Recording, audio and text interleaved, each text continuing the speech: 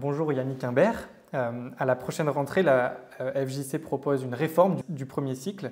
Est-ce que tu peux nous dire pourquoi une telle réforme sera mise en œuvre à la rentrée 2024? Alors, il y a quelques années, la faculté a décidé de revenir sur son expérience des 10-15 dernières années en consultant à la fois ses anciens étudiants, ses étudiants actuels, les membres de son personnel, des personnes que nous connaissons dans toutes les unions d'église du paysage évangélique français, afin de voir si le programme actuel de la faculté répondait aux besoins des étudiants et des églises.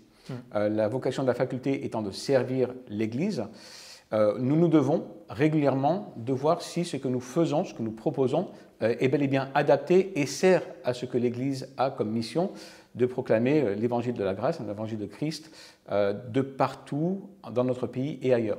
Et c'est à la suite de ce questionnaire que nous avons fait que nous avons essayé de reconstruire un petit peu le programme en gardant ce qui va, ce qui convient, et puis en essayant d'améliorer certaines choses aussi en prenant en compte des changements pédagogiques. Le monde évolue, les apprenants, les étudiants évoluent, ceux qui s'intéressent à la théologie, qui sont appelés au ministère, changent aussi, et donc nous voulions continuer à avoir cette pertinence-là pour que nous puissions au mieux servir les églises, les œuvres et toutes les dénominations du monde évangélique. Quels sont donc les changements majeurs qui auront lieu par cette réforme? Alors, il y en a plusieurs. La principale, c'est notre ambition, c'est d'avoir une meilleure synergie, une meilleure relation avec les églises et les œuvres, et incluant les églises locales. Alors, il y a plusieurs manières dont on se proposera de faire ça. Je n'ai pas le temps de tout développer ici maintenant pour ceux qui nous écoutent, mais c'est l'objet en particulier de la réforme. Ce meilleur travail commun. S'il n'y a pas de travail commun, il y aura un problème de service et de vocation.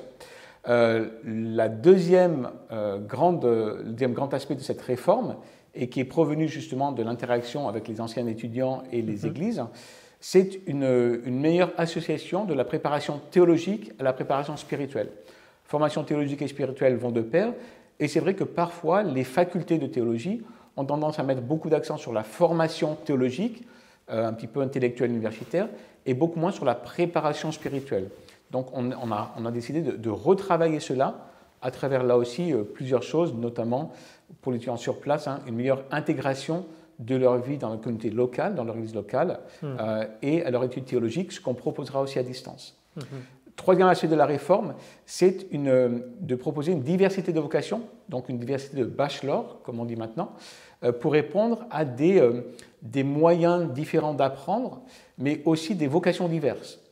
Quelqu'un qui aurait une vocation d'abord d'évangéliste, peut-être ne va pas suivre un programme qui est plutôt typé presque théologie pure, on va dire. Celui qui veut se former vraiment théologiquement pour aller vraiment le plus loin possible, peut-être ne va pas se former d'abord sur le terrain, bien qu'il y ait toujours, comme je l'ai dit tout à l'heure, formation pratique et théologique à la fois. Donc pour le premier, le bachelor en théologie et exégèse, ce que nous proposons, c'est d'approfondir la connaissance théologique. Donc ce n'est pas un bachelor qui est fait d'abord pour ceux qui vont s'intéresser au ministère. Ce n'est pas une préparation au ministère pastoral, c'est un approfondissement théologique et biblique dans lequel on va aussi proposer la connaissance des langues bibliques, le grec et l'hébreu. Ça, c'est le premier bachelor.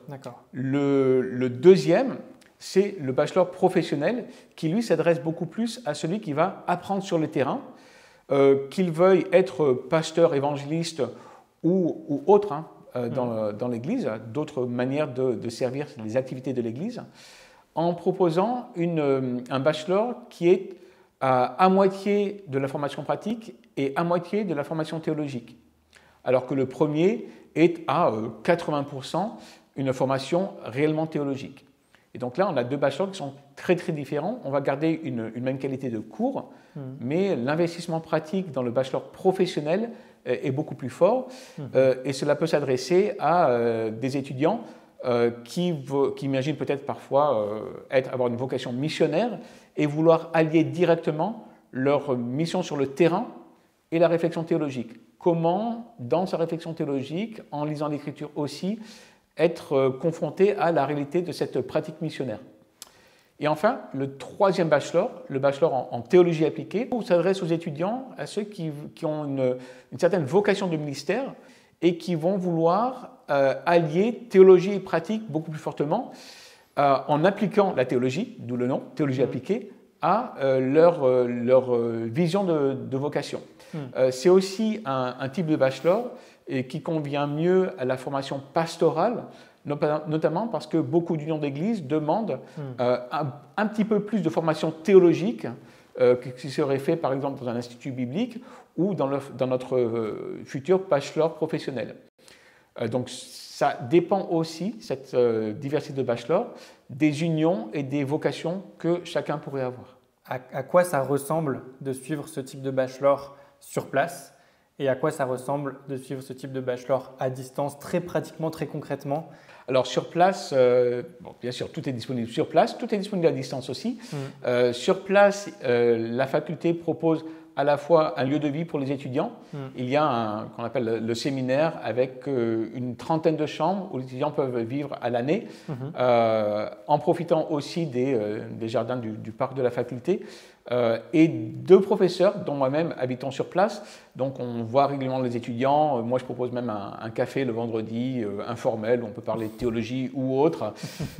Les temps fraternels hors cours font beaucoup pour la formation et la relation entre profs et étudiants. On se découvre plus que simplement professeurs et étudiants, mais frères et sœurs en Christ, qu'on aille dans la même église locale ou pas.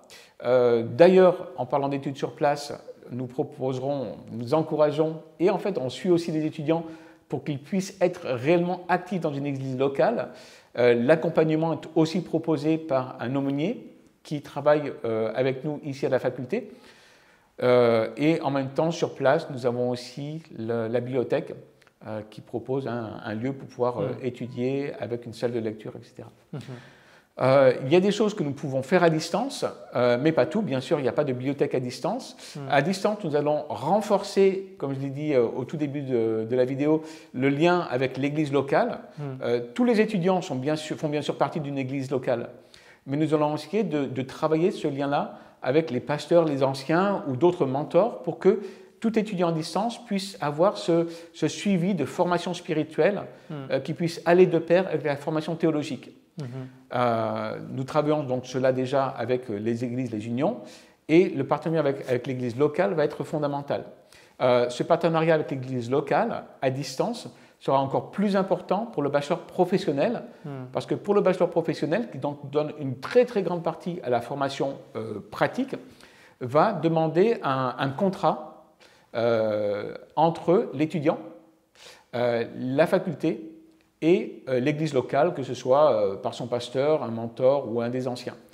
Et ce contrat-là a vraiment en vue d'expliquer comment chacun, l'étudiant, la faculté, l'église, va participer de cette formation qui est théologique et pratique en même temps. Alors la partie cours est plus facile à gérer pour nous, puisque nous donnons tous nos cours par vidéo sur une plateforme de cours à distance qui est une plateforme professionnelle et qui donne un moyen aussi d'interagir avec les professeurs et entre étudiants. Alors moi, j'encouragerais vraiment tout le monde à prier et à rechercher un petit peu sur le discernement de Dieu. Est-ce que le Seigneur vous appelle à étudier la théologie et quel type d'études? Je suis convaincu que nous sommes tous appelés à continuer à apprendre plus de Dieu, à nous émerveiller de sa grâce, à mieux comprendre l'Écriture pour mieux pouvoir parler de Jésus et mieux pouvoir témoigner. À quoi Dieu vous appelle-t-il? Et en fonction de cela, la faculté peut se mettre à votre service. Merci beaucoup Yannick. Avec plaisir. Nous espérons que ce contenu vous a plu. Si c'est le cas, n'hésitez pas à vous abonner, à liker et partager cette vidéo. C'est la meilleure manière de nous dire que notre travail vous intéresse. Rendez-vous sur le site facultéjeancalvin.com pour consulter toutes nos ressources et offres de formation et sur la chaîne YouTube pour voir nos autres vidéos et cours gratuits.